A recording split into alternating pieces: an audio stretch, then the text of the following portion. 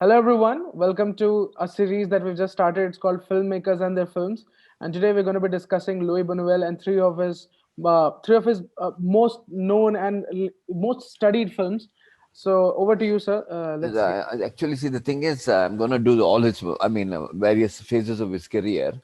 Let Yeah, me say that this session, whatever I'm doing, these filmmakers and films, I'm trying to pick on filmmakers who have not been dealt with by critics, very and somewhat difficult filmmakers. I don't want to deal with Hitchcock. I don't want to deal with Renoir. I don't want to deal with Jessica and that sort of people. Or really, people know about them. They're easy to understand. These people, it's easy. I'm trying to take the first six films which planning to do.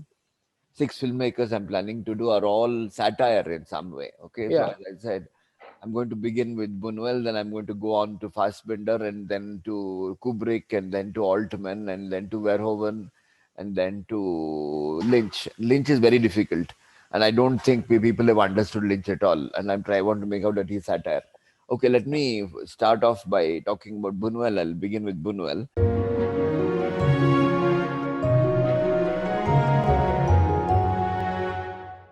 Now, Buñuel is a filmmaker who's generally associated with the term surrealism, right? It's associated with surrealism.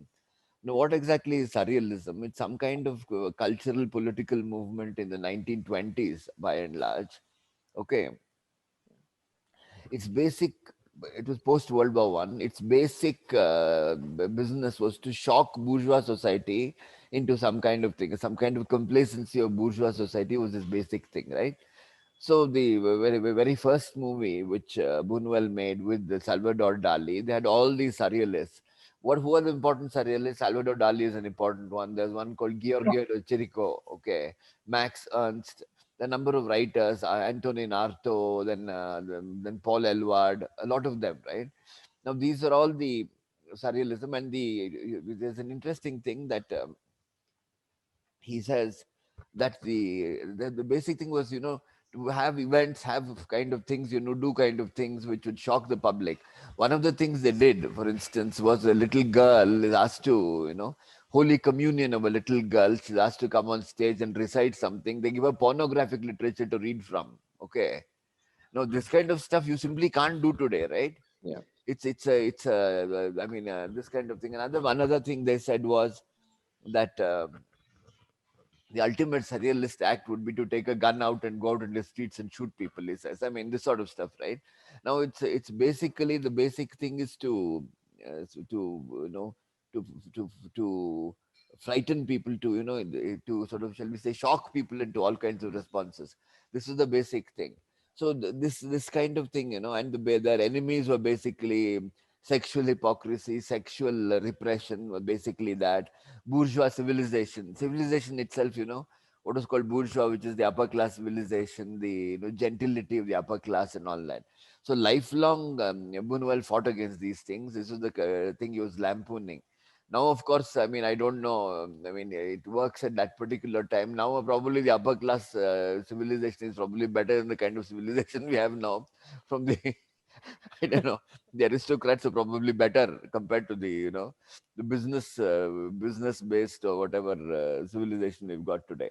But the point is that he continued in this way right into the 70s. Okay. Yeah.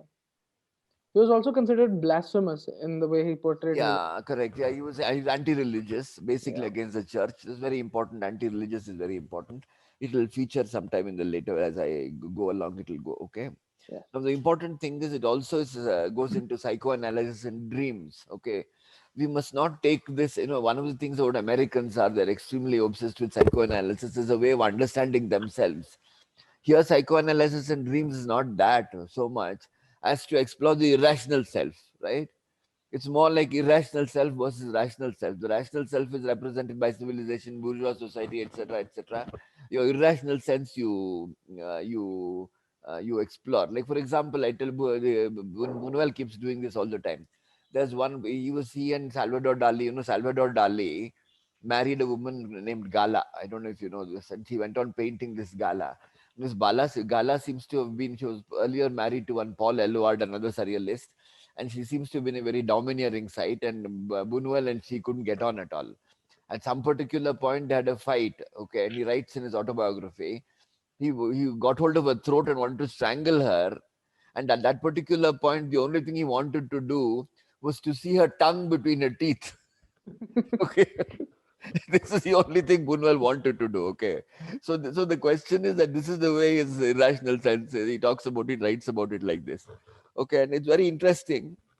But the psychoanalysis that you're talking about of Yeah. the irrational self, now when we read it in terms of the psychoanalysis of that we do of the film, that and we try to find make sense of the rational sense of the of the That film. these people are not, you're not doing that. See, Yeah, it's not that psychoanalysis is a way of discovering yourself the way Americans would do it, the kind of, like the American cinema would use it, right? Something like Silence of the Lambs. If you take yeah. something like that kind of psychoanalysis, right? They're not interested in that. It's just the irrational impulses that irrational, because that kind of psychoanalysis is itself a rational order of some sort, right? They're not interested in that. They're only going into the irrational self. So the question is, whatever instantaneously, whatever you get, you look at, for example, Dali's paintings. You must have seen Dali's paintings. Yeah, yeah. You have a bald man with a crab on his head, that kind of stuff, right? The question is, you combine various things. And this one of the things he did was this combination of beauty and brutality. This seems to be a common thing. There's one in his autobiography, I think it's called My Last Sigh or My Last Laugh or something. My last breath. My last breath, right? My Yeah. last breath or my last sigh. Okay. There's the description he gives of his sister's visit to a cemetery somewhere, I think in Barcelona or some such place.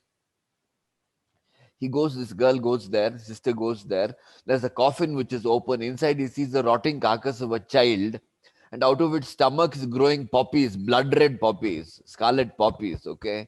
They're growing out of her stomach, diaphragm. So the question is whether she really saw it or not, I don't know. But it combines blood red is what the color of blood, right? And it's growing out of her stomach. So the question is, this poppy seems to acquire the color of blood, and this is the kind of image he comes up with. This is a typical, surreal image that this combination of brutality, and the point is that violence does not respect beauty. So the normal way of dealing with beauty is to deal with beauty as some kind, you equate it in some way, beauty in some way with peace and with that sort of thing, right? This guy, he combines brutality and beauty in some way. Okay. So his first three first three films he made were surrealist. Okay, which is Anshe Andalu with Dali, Large Door, The Age of Gold. Okay, then the third one was Land Without Bread or Las Hurdes.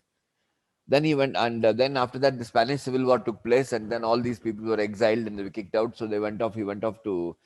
He had some job somewhere in some film censors or something, so he managed to get away. He went to America, then he went to Mexico, and he made a lot of commercial films in Mexico. He set up as a commercial filmmaker. So generally, then he came back to Europe again. So generally, what I have done is to look at the different aspects of his career. The first is his three surrealist films. Then you go on to the next thing, which is his commercial films in Mexico, and then you come to the third portion is back in France, and look at his realistic films. He made several realistic films. I don't know if you know about this. Diary of a Chambermaid, Tristana, Nazarene. Nazarene in Mexico. These two are in France. These are all movies which are very important. His realistic films are extremely interesting. I think very important also. After that, last look at the surreal comedies. These three films. I'll try to do as much as possible. Maybe overshoot a little bit. I'll try to not to overshoot too much. Okay.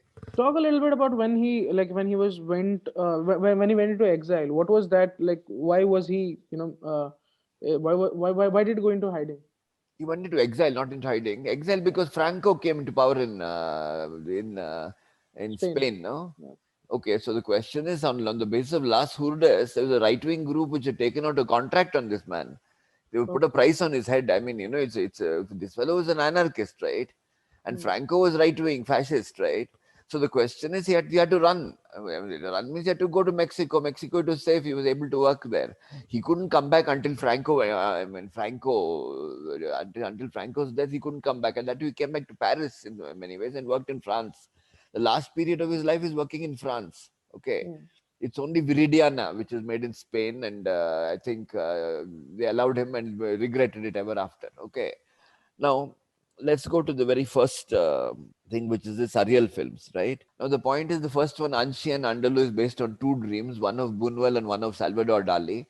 Buñuel's dream of a cloud slicing the moon, okay, and he compares it to a razor slicing a woman's eyeball. I mean, this is the kind what I mean, you know. A cloud going across the moon is a beautiful image. A woman's eyeball being slashed with a razor is something else, okay. So the point is that, and another dream thing he has is a hand which is thing, a hole in the hand and ants coming out of it and ants covering up that hand. So the question is, these are all, you know, these are all irrational fears. You have this in the horror film also, this sense of the irrational being tapped, you know. And Cronenberg's films, it's not surreal, that's not surreal, but there are some fundamental things. Like, for example, can you imagine a gigantic worm inside your stomach? Can you imagine that? Your body contaminated by a foreign organism. These are all things which are irrational impulses. In this particular thing, I think he was dealing with some sensation, which was this, you know, the hand going dead. I don't know if you're aware. Then you have this pricking sensation like ants on the hands or something. He was trying to do that. What the film is about, if you want to look at it as, you know, the film seems to be something basically against sexual repression, which both Large Door and if you look at this one, Large Door has a story of some sort. You really can't make out what the story is. It seems to jump from here to there, like you know, like a certain kind of nonsense verse and that sort of thing. There's no connection between what's happening. It's generally about some bandits in Spain, and then there is some upper class man and upper woman, and desperately want to make love. Everything is coming in the way, and they're not allowed. Nothing happens. Okay, that sort of thing. So it's a little difficult, and he went out of his way to be indecent. You know, a way of shocking. You know, for example, you underarm hair. A man has got underarm hair stuck on his upper lip or on his beard or something. That's a lot of stuff like this. It's a certain thing of, you know, a certain thing of indecency. Excrement, okay, excrement as a certain motive. So all these are things which he does in these two films. I find, yeah, these films are, I mean, Large Door has got moments. Ancien Andalou has got these unforgettable, you know, two images which have become iconic in world cinema.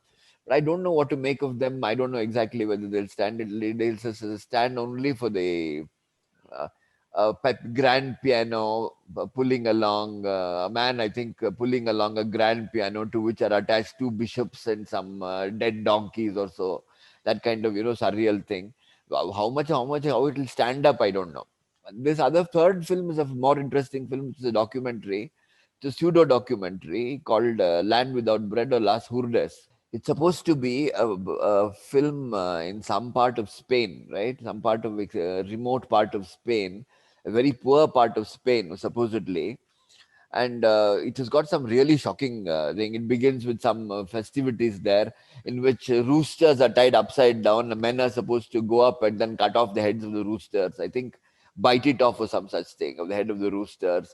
Then there is, you know, it's a there's a scene of a donkey which is killed by bees. He set up these things. It's not documentary in the way you understand it, right?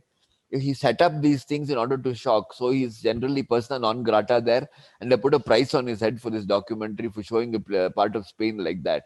Another thing is, a man is shivering. Okay, we are shivering with malaria. He's likely to die. Okay, and then they show they after that there's a textbook, and then they show the Anopheles mosquito, the Culex mosquito, school children, absolutely poor school children in rags going in school. They learn that if one straight line stands upon another straight line, the sum of the two angles formed will be equal to two right angles, that kind of stuff, right? Okay, it's extremely savage kind of thing. Another child dying, it's got ulcers in its mouth, it's been drinking some sewerage water or something. Okay, another man bitten by a viper. Okay, he's been bitten by a viper, his hand is infected, probably rotten or something, is going rotten. You know, when these vipers are, you know, they've got this saliva, right? That's got bacterial thing. So if it's not like a cobra, if it bites, your hand will start decaying or something. So it's a different kind of it's very difficult to dealing with that. So that is the thing that he does that. Okay. Why did it cause such an uproar with the conservative right wingers there? See, the point is you're showing a part of Spain, and that too, the only thing of value there is the church is the only one which is. I'll tell you the kind of stuff he does. Okay, the church is the only thing which does that. They have got orchard, they have fruits. But if the commentary goes like this, there are fruits there, apples, some apples, they are raw. If they wait for the fruits to ripen, they will starve to death. So they eat it raw. Eating it raw gives them dysentery, okay, or diarrhea, something like that, right? This is the kind of thing he gives in. So the point is, the whole thing is a debunking of the civilization of Spain. He's making fun of, I mean, debunking this whole thing of Spain. No, now if you start showing a part of India, if you start showing a part of India as as a savage or some such thing. Satyajit Ray was, hauled up in Parliament by Nargis for showing it for Pater Panchale, which is mild stuff, right? Yeah. Nargis hauled him up and said he's peddling India's poverty. It's the same thing, okay? So the thing is, the point I'm trying to make is that this right wing, the Phalange, put a price on Louis Buñuel's head for this. He had to run away because of that. But so it's a really shocking documentary, but you should not see it as factual. He's doing his best to shock people. Okay, he's not going to tell you that this is not a documentary. He's not going to tell you that. There's a scene, that and the one more thing. For example, he says there's a lot of incest there, and because of the incest, there are idiots born, and he shows idiots. Those idiots are, those mental, those. He wouldn't for now. They will say they would say mentally what enabled, differently enabled, or some such. They'll say that. But you can see those children there, or those young, dwarfs kind of thing. Mental, you can see that they're violent. They throw stones at people and that sort of thing. He calls them idiots. Okay, the word he uses would be idiots, which is basically to shock because of the incest. He says this is the thing. So the basic thing is he's painting a very bleak picture of a part of Spain. Obviously, it affected a lot of people. And result of that, they okay. Because of that, they seem to put a price on his head. Okay, shall we go to the next one? He went to Mexico. He started. He went to the United States first. See, Buñuel, a lot of filmmakers live very flamboyant lives, right? They have all kinds of relationships, various people. This man, Buñuel, for all his films, seems to have led a very Sida Sada life. He was an extremely one wife, four children, no controversies, nothing in his life. And he was taken to be too Sida Sada, not arrogant enough, not pushy enough in Hollywood to be able to carry on. He was not able to get work there in Hollywood at all. Okay, Yeah. he was not able to get work. So Buñuel, for all his films, was in normal circumstances, was a very ordinary person in the sense that he was not a controversial person in his private life. He was extremely nasty in his films, but in private life, he's not a controversial person and Most not a nasty difficult filmmakers person. are like that. Not necessarily so. I don't know. I mean, Bergman lived a very controversial life. Many of these people, French It knew. wasn't as nasty as Buñuel. Well, his films are. He could be very nasty. Scenes from a marriage and all that. Yeah, Cries that and whispers. Cries and whispers is extremely. It's not nasty as so much as thoroughly unpleasant. Okay, it's thoroughly yeah, unpleasant. true. Yeah, Buñuel had this wickedness. Yeah, exactly. Yeah, He's poking wickedness. fun at it. Yeah, yeah. At nasty. Your Bergman was never wicked, but he was extremely unpleasant. Okay. True. So coming back to this thing of Mexican films, the thing is he got his first film was a colossal flop, but his second film, I forget what the name of that film was. Then the second one was supposed to be called The Great Madcap, a comedy. Made that was a super hit. Okay, because he made that super hit and he made made a lot of money out of that movie. They gave him an opportunity to direct any film they wanted. Then you had this movie called Los Olvidados. Okay, Los Olvidados, about slum children in Mexico. Okay, slum children in Mexico. Certain slum. It's a fiction film. It's not a documentary. It's a really, really wicked picture of children. You won't see pictures of children like that. See, what is the normal portrayal of children in world cinema up to that point? It was something like Like the way we bicycle say it in thieves, Bicycle Thieves. Yeah. bicycle thieves, right? Yeah. Neorealism, right? Yeah. The Yeah. basic thing, the basic convention in films dealing with children are innocent. Yeah. In this, the children are vicious. For example, they go to a blind man, they taunt the blind man, and that blind man has got a Has a cane. needle on, yeah. Is a cane with a nail stuck to it, so he Yeah. keeps swinging it around to in order to draw blood on these kids. Then they go. There's another person who's crawling on the ground, with that board with wheels. Just tip that board, throw it aside. It's really, I mean, it's extremely extremely nasty picture of things Yeah. of children there, slum children. They're very dangerous, and it makes sense also in the sense you've seen. I mean, generally children are not that. See, you have That to innocent. learn, one of the things is we have to learn how to conduct ourselves in society. It's not that naturally our natural urges are to be decent, right? True. Children, if they're not trained properly, they are very difficult to deal with, and they say do all kinds of things. There's nothing they won't stop at, that kind of thing. So he was trying to do that. So Los Olvidatas I mean, it's still a masterpiece of some sort. But the point is, I won't talk about. I'll talk about. Instead of talking about all of them, I'll just talk about three movies which I studied, which I found interesting. The first is called, which I found very interesting. This first I called Susanna. It's a very Yeah. interesting one, 1951. I don't know if you've seen this, Yeah. Susanna. It's a very interesting film about this woman. She is obviously, what do you say, a person who done even engaged in criminal behavior. She's in a reformatory, and she's a beautiful woman. She's in a reformatory. Because she's been very difficult and unmanageable, they put her in They a put it yeah in a the tire. They put her in a locked room, and with she wants bats to get and out. Yeah, and then what she does is she prays to Jesus or something, and then what she does, she pulls at the window. The window comes off, yeah. which is it's almost like that the prayer has been answered, and she comes out of the window and she crawls out, and she goes out right into the thing, Yeah.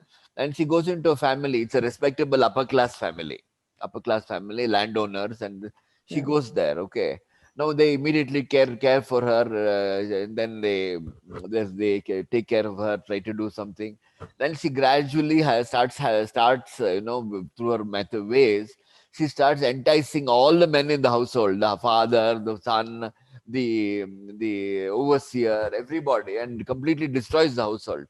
There's one way, I mean, the way he does this, there's one interesting scene how he does it. Okay, this woman is dressed very provocatively. She's always dressed provocatively. She's always Yeah. walking around in some way. The Yeah. husband, the father of the house, is completely impeccable in his conduct.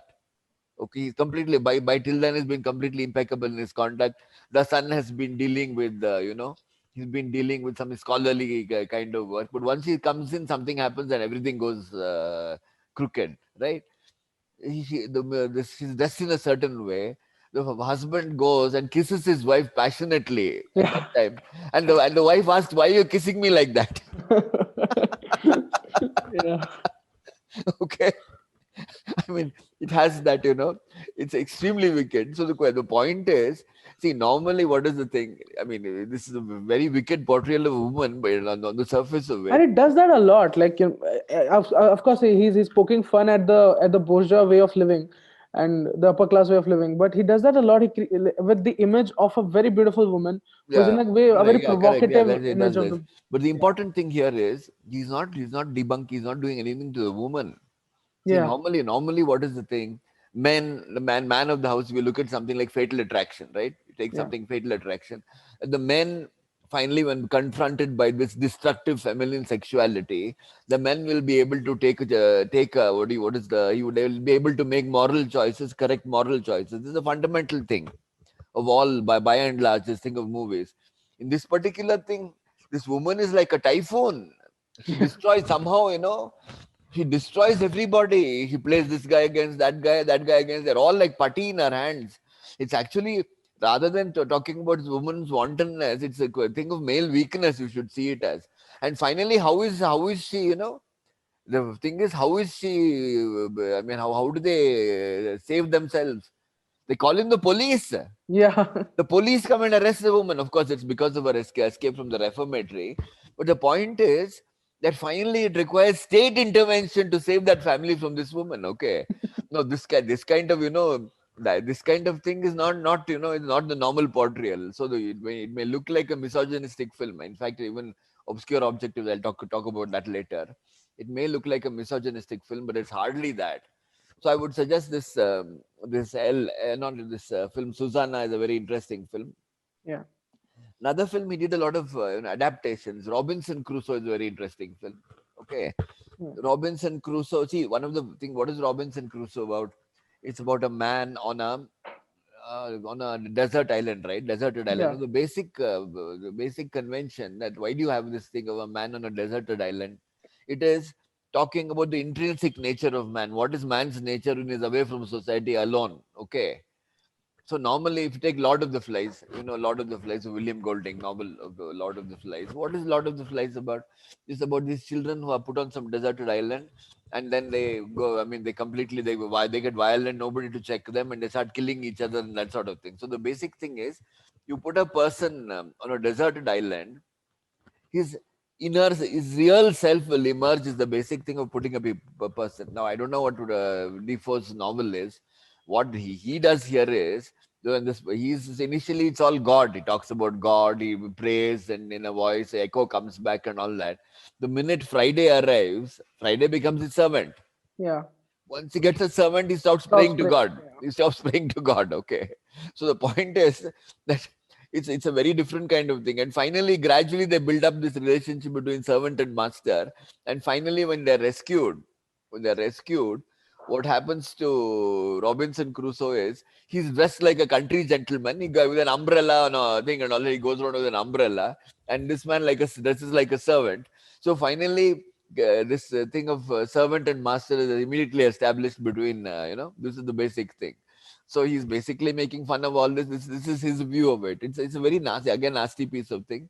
There's some interesting and the early parts of the films are about loneliness and all that. Yeah. There's a When he loses conversation, his yeah. dog. Yeah. There's a conversation we has with an insect. It's like it's the insect is his only companion. So the thing is that this country gentleman and servant seems to be the thing. Then the third film which I'm talking about is L. Now L is Yeah. another extremely interesting film, probably one of his really, I mean, really nasty piece of nasty filmmaking. See, the point is, none of these films, when seen at first glance, will seem improper in any way. Okay, they're all perfectly okay in the sense that he's not doesn't have the freedom. He's making melodramas. He's telling stories about rich people, their wives, their lives, virtue. This, that. He's saying that, but underneath it's something else. L is about this very jealous husband. He's a very, a very, how do you put it? A very completely proper person, has highly respected in society, and he marries this woman. He pursues this woman and marries her. Once he marries her, she finds he's completely jealous. He won't Very allow anything possessive. at all. He's Yeah. completely incurably jealous. Have you seen this film? You've seen it. Yeah, yeah, I've seen that. It's in Buñuel in his autobiography, I think, mentioned that it was inspired by his sister's husband, the character. Yeah, okay. It's possible, yeah. So the thing is, that is, his wife, but the point is, it's very interesting. His jealousy is so much, but the point is, everybody respects him, right? Yeah, When they go and complain to him that he's doing this, he's like that. The priest says, "What are you talking about? He's such an honorable, the noble fellow that before he got married, he hadn't even known a woman. This is his, he's such a virtuous person." And then what happens? Somehow he's found to be completely mad. He starts seeing things and all that. They put him in a they put him in a he becomes a novice in a church. Then she's married to a new man. He's got a child by him. It's very interesting, He's got a child by him, and this man, husband, wife, and child go and visit this man. He seems all right in every way. He's humble. He's this and that. He seems all right in every way. Then somebody asks that for the child and sees the child and the father and says, Is he your son?" The husband hesitates. Okay, he hesitates. What does it mean? He hesitates. And what is the name they've given the child? They've given the child the same name as this mad fellow. yeah, So, which means that finally, that he's a complete lunatic, but he is still respectable even to his wife. That it's like this, okay? That they've got this sense of this, this noble person somehow, and it's very difficult to get rid this sense of this noble person, though he's completely mad and does all kinds of impossible things. They can't get rid of it. And the husband, the new husband, is not sure that he's the father. Okay, he's not sure that he's the father of the child. So there's a lot of this kind of stuff there actually, which is very extremely subversive. That little bit of hesitation in this fellow, you see, is this your child? When he hesitates a little, it puts something else, ideas into your head. And the fact that they've given the child the name of the father, all this, it shows you, that we form impressions of people in certain ways, that even if that those impressions are based on social position and all that, later on, if experience comes in our way and we have to revise our opinions, we'd rather not do that. He's too respected a member of society for us to to call him a madman. And finally, he joins the church also. What he's going to do in that church, we don't know. So the question is, L is an extremely interesting movie, extremely interesting for what the questions it raises about patriarchy. See, when we talk about patriarchy, by and large, you've got a fairly transparent stuff, right? Transparent cinema, where everything is laid out clear. What is good, what is bad is immediately. But Buñuel's films are not like that. Okay, they're very different from that. Then we go to the next one, realistic films. I want to go into the realistic films. Now, the point about realism, I want to make this thing. See, in the real world, nothing has any meaning. Okay. No event has any meaning. Meaning has to be imputed to it, that you have to give it meaning. If you don't give it meaning, it has no meaning of its own. Okay. And the point is, Andre Bazai, was a thing of votary of realism. He said that this aspect must be respected by cinema, that must produce as much ambiguity as reality itself. Now, that's impossible because it's still this literature and cinema have to have some meaning of some sort. But the point is, the teleology of a story, of any story, which is the sense of purpose it has. Where is the story going to go? How is it going to end? Is there a happy ending? Is it got a moral? All these things, okay, teleology, sense of purpose. And when that teleology, as in melodrama, when teleology, for example, Buñuel may have made melodramas. They may have made melodramas in Mexico, but his melodramas are really, all of it is subverted, right? Whatever the fundamental supposed meaning is subverted by some trick somewhere. Something will happen, it changes everything. The new meaning is given, as in L, I told you, okay, as in Yeah. Susanna, okay. It sort of subverts the normal meaning in some way. The important thing is, Buñuel was an anti-religious filmmaker. At every single opportunity, he was debunking the church, right?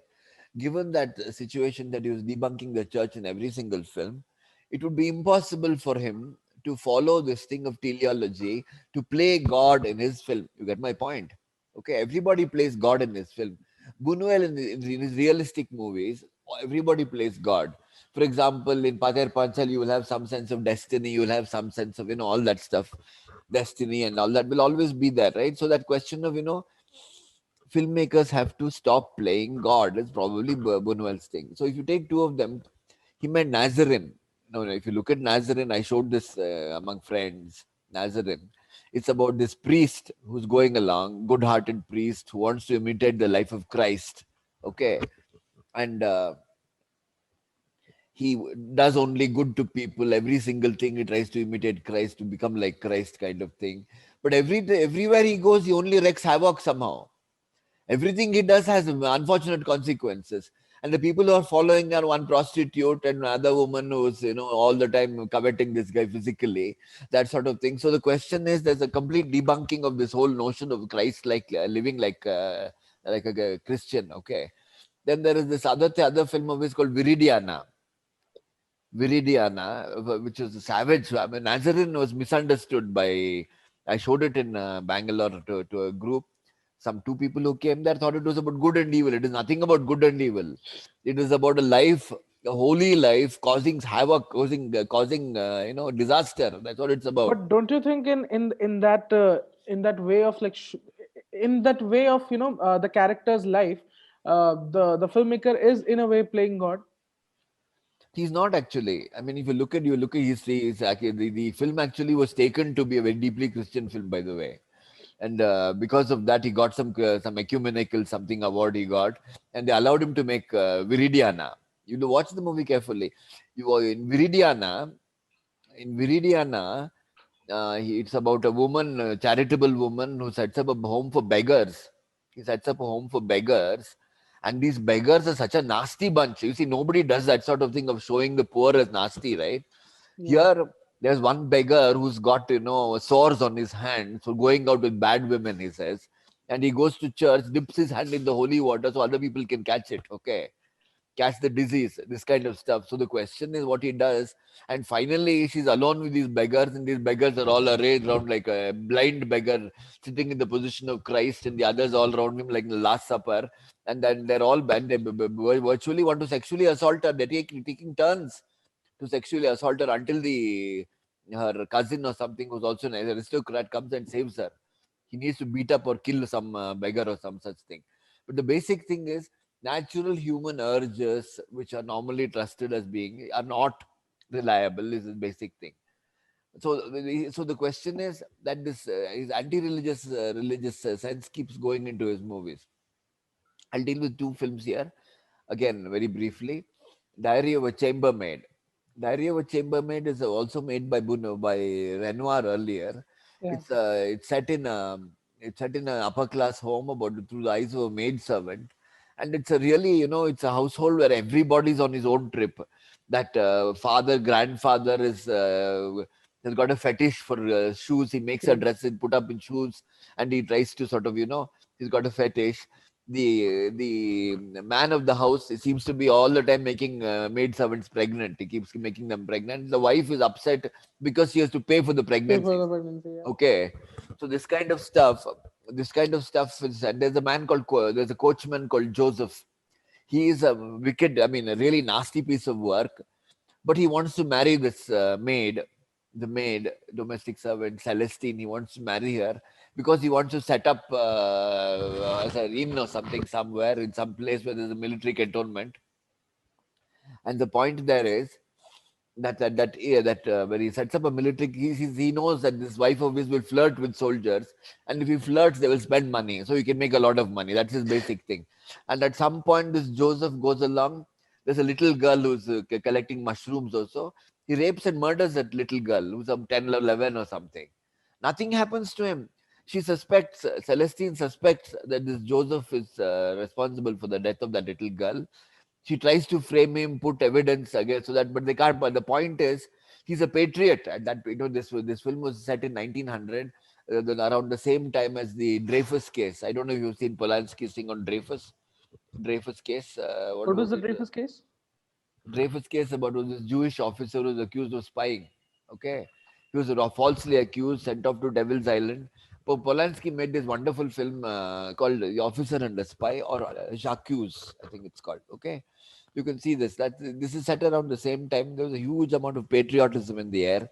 So patriotism as a virtue overrides everything else. So if this man, the point is, the police are patriotic, the church is patriotic, everybody is patriotic. So Joseph murders and gets away, rapes and murders and gets away. But the point is, Joseph knows that that Celestine has been trying to frame him. He's not really bothered. He's not upset by that at all. Okay, he doesn't see that as revenge. There's this complete lack of continuity. On one side he's got these emotions, on the other side it's as if he has no stable moral thing at all. Conscience. Yeah. Okay, it's not that he's evil. He just does. He's actually evil in a sense that he'll do anything, that kind of thing, right? He professes to be Christian. He professes to be this. It doesn't even the contradictions in his behavior neither strike him nor strike his best friend, the padre. Okay, the padre there and a curate or something. The close friends. They play some games together, and the thing is that it doesn't strike anybody. The point is that finally, there is no satisfactory ending. It just goes along somewhere. Normally, what happens in a film, what happens in a story, everything comes together, right? Is more or less taken together. I think that everybody finds a common solution. Now, that thing of finding, all the threads come together and there's a common solution, and everybody, okay, is brought together by that common solution. That is the way a person plays God, that there's some kind of unity of some sort, that things are resolved to everybody's satisfaction. Here, each one finds his own resolution. Okay, so that's a different thing altogether. The Joseph goes off somewhere. He goes to jail and he's let off. Celestine marries a neighbor and lords it over him.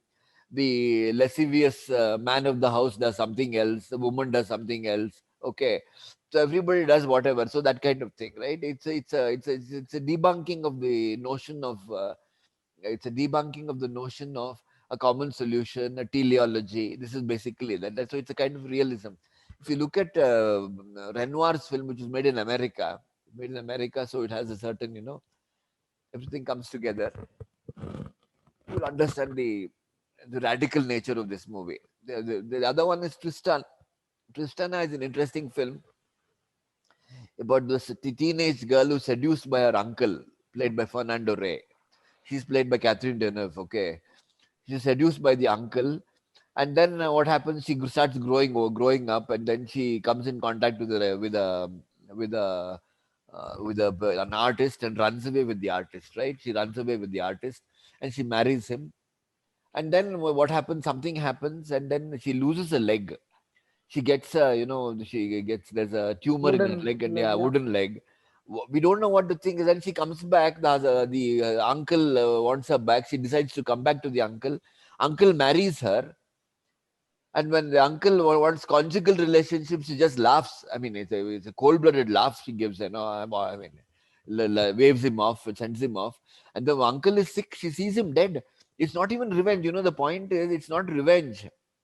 It is simply that he has been turned into some kind of completely, that he has no control over her. She doesn't have. It's a kind of lack of moral continuity. The same thing like Joseph. She's not even evil.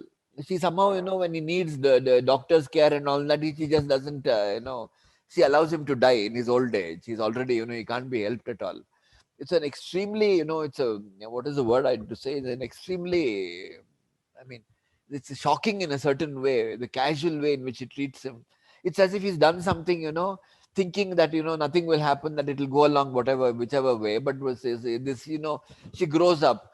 And that wooden leg doesn't really play much of a story. It's always there to remind us that some terrible thing has happened to her, and that terrible thing has nothing to do with the husband. Okay, it's a completely with the uncle. Okay, it's something with a reminder which comes. So it's an extremely shocking kind of film. Okay, but you should see it as a thing of having no control over destiny, having no control. It's not revenge. It's realistic in a certain cold way, which I don't think many people have ever done this sort of stuff. Okay.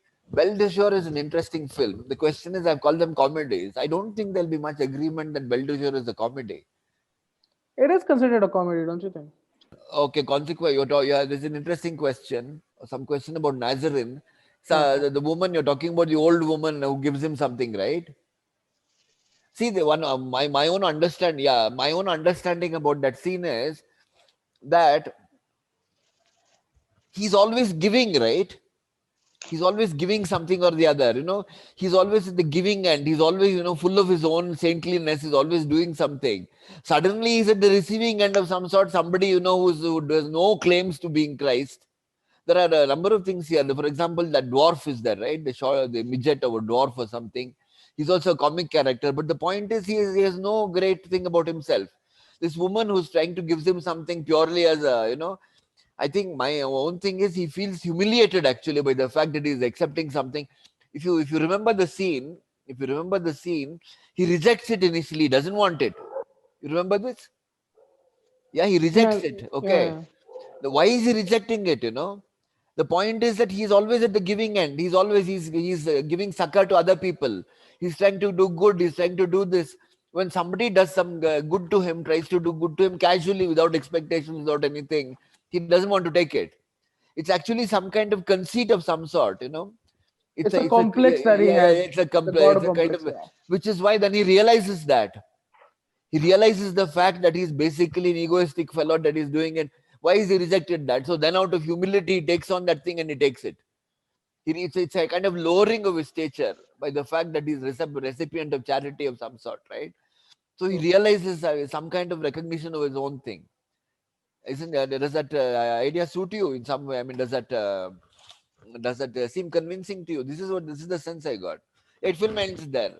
So it's a kind of recognition of his own, his own some sense of his own self-importance. because he rejects it initially and then he accepts it. So that is my sense of it. But Buñuel, as I said, is not always that easy. You can give other. Belle de Jour is an extremely difficult film in some sense of what is to one make of it. Yeah, okay. Belle de Jour is a difficult film about a housewife. She becomes a prostitute in the afternoon. No reason is given. Now the point is, people don't seem to be agreed that this is a comedy. What do you think? You think this is a comedy? I think it's a comedy in a sense that because in the book he writes that he had the chance of poking fun at the perverse nature of fetishes. So Okay. it is looked at, and but once, like as you mentioned in your slide as well, that certain critics, in order to justify that thing, that why does she do it, like Yeah. the history of child abuse, which is hinted upon, but it's No, I I'm no, no, no. It's not true at all. There's no child abuse. I watched this movie 2 times. There's no child abuse. She goes to church. She's given some wafers. She refused to take it. How is that child abuse? not that. There's a shot where where the kid is being caressed by an elderly man. Where is There's that? a very brief moment there, Is that very is brief. is that? I don't know because I couldn't catch this at all. I don't know what And thing I saw. the same girl who refused it in There's the no wait a minute. There's one more girl in the brothel, right? The madam's daughter or something. no, that's the other girl. Yeah, yeah, The, correct. Okay. there's another girl that it's a very, like, it's one of her. I think it's one of her. No, I The actually I don't imaginary. know. I couldn't find this. What I found in this film was I don't know. You see, the point is this: the opening scene. You take the opening scene. I have serious doubts about this child abuse thing. You take the opening scene. If you take the opening scene, in the opening scene, that entire opening scene, the way it is shot, to begin with this girl being taken, beaten by coachmen, okay, thrashed by coachmen who then sexually, does that. It turns out to be a dream, right? And Yeah, actually, her life is a far more mundane life and actually a pleasant life, a good husband, caring husband who asks her questions, is solicitous and all that. And the point is, when you have it begin like that and you turn that scene into this kind of thing, he's obviously doing something to make you laugh, right? yeah. Murder Horror. So maybe it is a comedy, and if Yeah, I take it as a comedy. The it is a point comedy, is, but the yeah. point is, if the child abuse had been there, could it have been a comedy? I have my doubts about that. I mean, he's made fun of, like, it's pretty like, it's very much possible that even if the child abuse angle was there, it could have been a comedy. I doubt it. I've seen it. I'd like to see this movie. I'm not convinced that this child abuse is there in the film I at mean, all. it's a very brief moment. It's just a pan shot, and it cuts abruptly, just like the whole film. He constructs it visually in a way that no, none of the But actions are. these, yeah, but I don't think that she is a subject of psychoanalysis at all. I think a basic thing is, it's basically the bourgeois thing, Yeah, that it's is that. a bourgeois cry, it's like a bourgeois guy coveting a maid, coveting something, you know, like excrement, for example.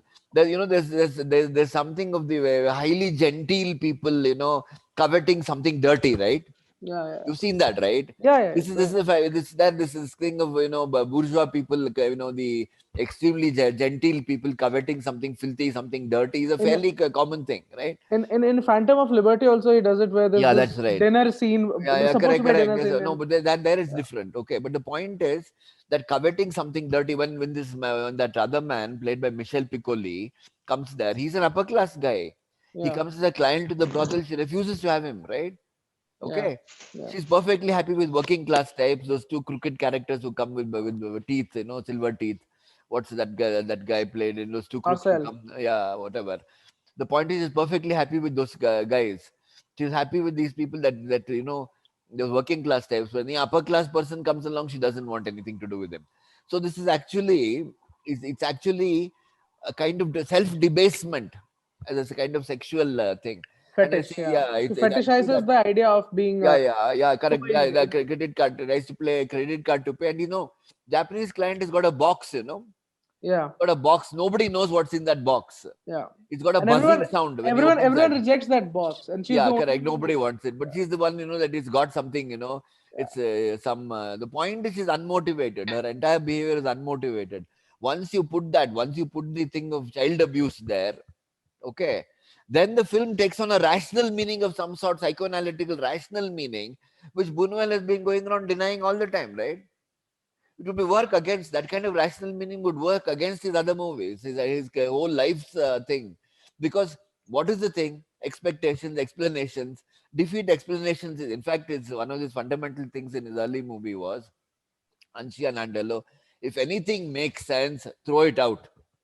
Yeah. This was his fundamental premise on which Dali and he worked. So basically, the thing of the irrational. Now, if you start saying that she had this, you start giving a psychoanalytical explanation, which Americans are very fond of, right? If you start doing that, if you start doing that, wouldn't you be working against? Okay, okay. Well, wouldn't you be working against the Bunuelian premise itself that it should be the rational? Because psychoanalysis is a rational process, isn't it? It's a rational It process. is. It is a rational Yeah, process, it's a rational process. but But the maybe he's just because so little has he spoken about Belteshazzar. Even in his book, it's not more than a yeah, paragraph. yeah, okay. So The point is, I don't know. he I'm not might be convinced at poking all. fun at that psychoanalysis as well. That she might or Uh, might not have gone through that. Correct. We don't know exactly, and how much are We you going don't to know, deduce yeah, from and that? we don't know if the entire film was just a if it was a piece of her imagination. Because in We the don't know. end, Yeah, we don't. In yeah, fact, we don't know how the movie ends. How yeah, the thing. In fact, I don't know exactly what to make of that movie. There's a lot of stuff there, but we know that it's some kind of debunking of some sort of. It's always there, making fun of this, and the soundtrack, the thing, the kind of confusion in the soundtrack. What is the thing? The bells of some cows keep coming here and there. Something is cats, happening. Some other yeah, sounds are on soundtrack. He does a lot of this kind of stuff. See, one of the things about a person of a senior filmmaker like this is that when they actually, in the later part of their lives, they can take chances, right? They're allowed to take chances. They're allowed to do whatever they want. They go by that. So this is basically my understanding. I can't. I'm not thing with Beldisher. I'm not happy with that psychoanalytical explanation at all with the film because it seems to be anti going against Buñuel. Then nowadays what is happening is with all this stuff coming in, this stuff about child abuse and all this coming in, we are desperately looking for that kind of meaning in films. Okay, the point is if she's been caressed by somebody, is that going to be such a does it automatically mean that it is going to be some life? I mean, we're not talking in terms of sexual abuse. You also got to see what is called sexual abuse, right? Kind of what I mean, it depends. Now they attach this thing of intention of the abuser or whatever. All kinds of things are coming in. I don't know in the 70s whether this kind of thing would even have passed off as abuse in that sense. This is a contemporary thing. A lot of things has happened, but I'm no, not but happy the with way the. I mean, it's of course it's a very brief moment, but the way it's been shot, it's hinted at, like, of course, like everything Buñuel does, it's hinted at something else. Yeah, But the way it's shot, the way the blocking is, I'd like to see it. I couldn't find that scene yeah, at all. I don't know where it comes. yeah, I'll have to look at it. Okay, yeah, now let's look at the second film, Phantom of Liberty. yeah. I don't know if all of you have seen a connection between Hindi movies. No, I would say this Asta is. I haven't seen the film. There they have to have this thing, that she's been drawn by consumerism or something. She wants that kind of thing. Here they will give absolute meaning. They'll have to give it some very truism meaning of some sort, that she's been led astray by consumer impulses or some such thing. That's what they would do. I mean, I don't know how they would ever come across with the Bunwellian slant in an Indian movie. Obviously, they took the idea of who acted in that role. I think Kulbhushan Karabanda and somebody else, right? It was Rekha and Om Puri. Rekha. Okay, Rekha. Okay, all right. I've not seen this movie, but what I heard about it is that they attribute it all to consumerism. Bunwell doesn't do any such thing, right? There is no motivation there. In fact, it's the absence of motivation which makes it interesting. The fact that she wants to be, and not only that, throughout, right? Whenever this sex scene comes along, it's not pleasure she's feeling. She's always, there's a certain repulsion that she feels, but it's always shown on her face. It's never shown that she's enjoying it or whatever. But the point, it's a very strange thing. What exactly is at the same time she wants it. So it's all mixed up. So you can't really you can't interpret this movie in this way that because she's had been like abused in her childhood. I mean, even if she hasn't been, okay, let's just take that the entire thing was very, like, it was unmotivated, completely unmotivated. Also, the entire thing, like, there's the sequence where she imagines that Mr. Husson, that guy, the upper class client, him and her husband are throwing Yeah, mud. excrement. My Yeah, no so no she no. has this fetish of being soiled. Yeah, soiled. Correct. That's it. That is Yeah, always there.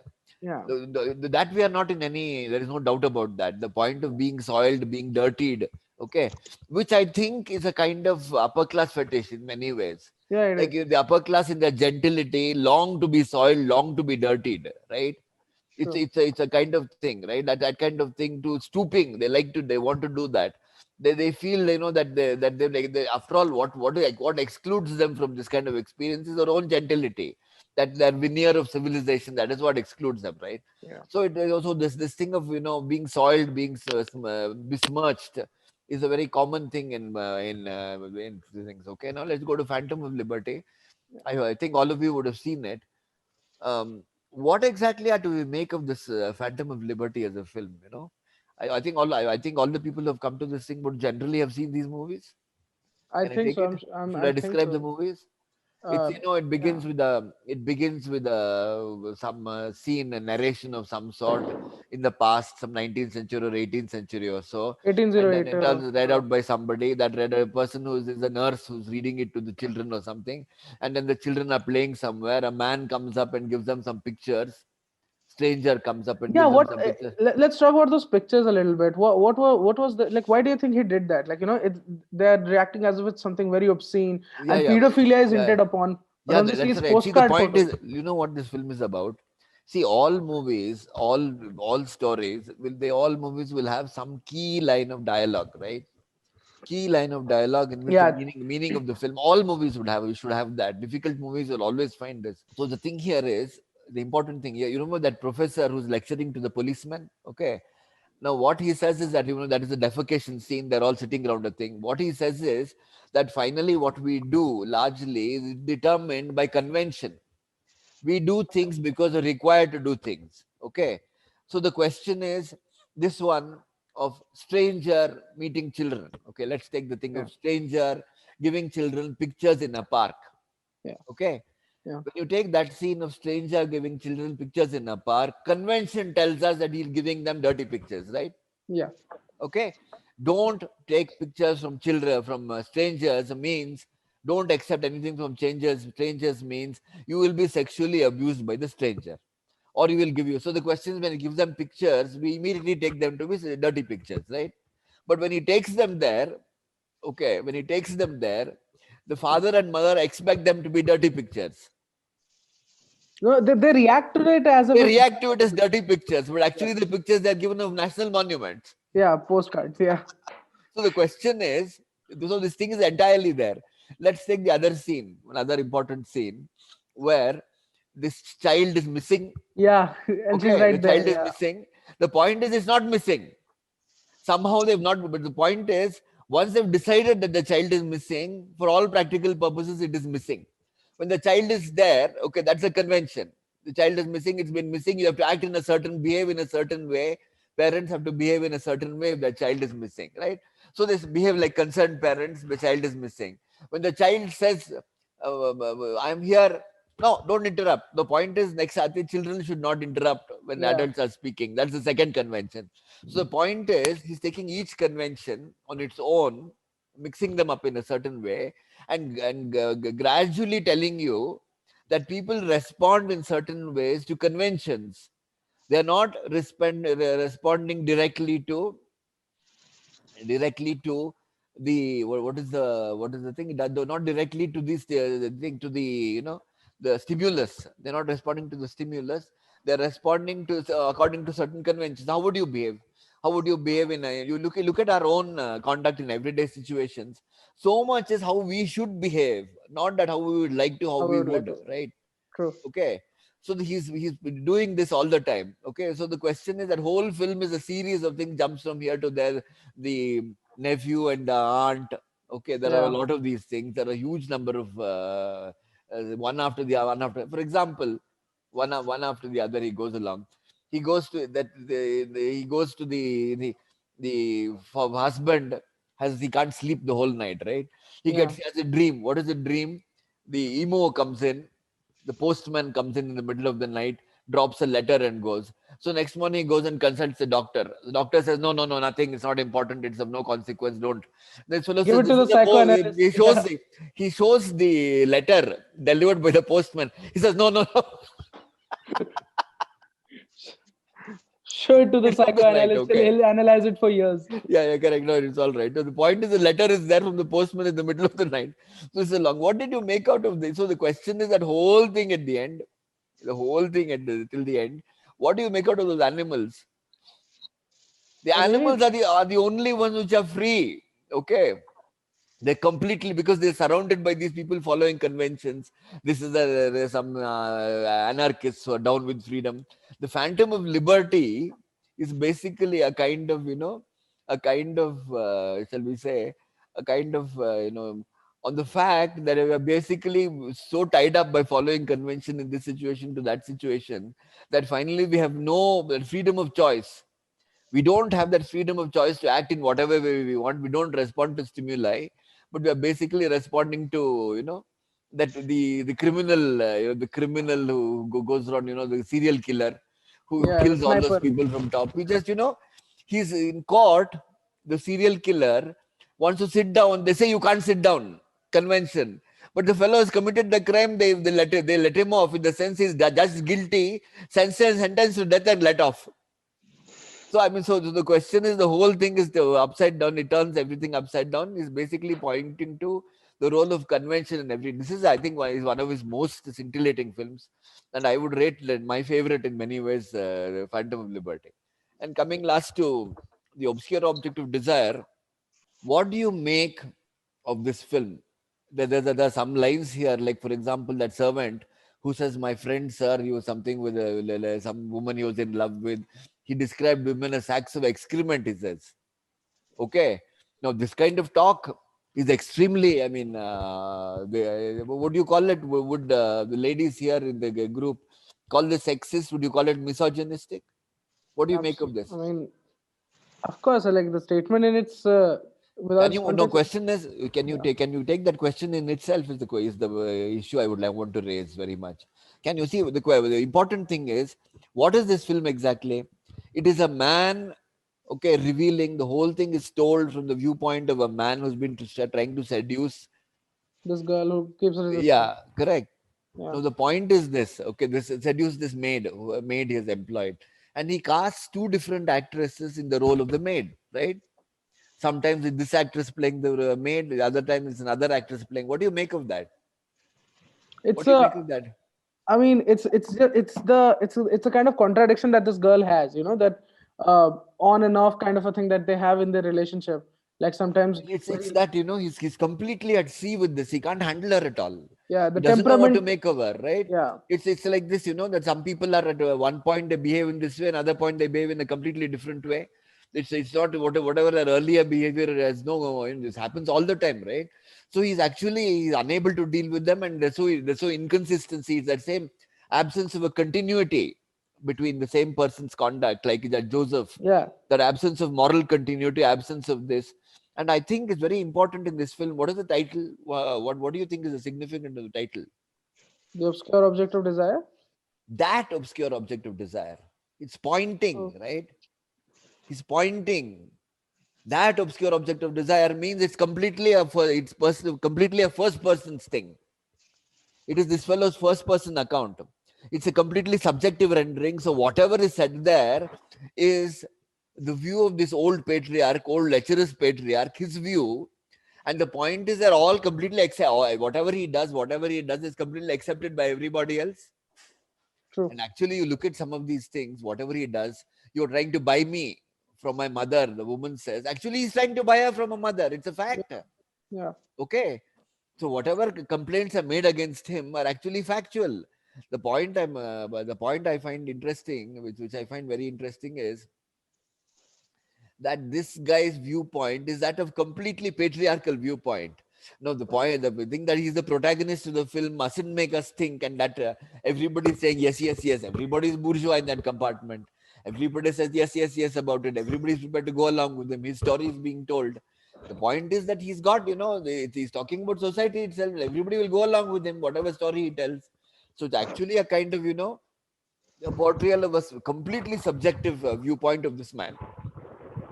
I read it somewhere that the reason that they had to cast two actresses, like not the reason. I mean, it was an idea. That accidental. Accidentally, that one of the actresses had Throwing tantrums. Yeah, Yeah, yeah. but So the point, yeah, agreed. But the point is that Buñuel is so audacious. Okay, he might he have would seen go the along with advantage it. in that. Yeah, You would have seen the advantage in that. Okay. yeah. The point is a filmmaker, an artist doesn't know exactly what he's doing, right? Until he's He's, doing it. if he finds something accidentally, Godard was doing this all the time. In the sense, something drops into his lap, some particular miracle happens, small miracle happens.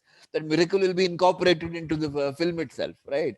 So Yeah, this is a thing which Buñuel was doing. So this is an advantage which dropped into his lap. So this yeah. is my sense of it. That if some such thing happened and he took advantage of it, so this is the thing. So the point is,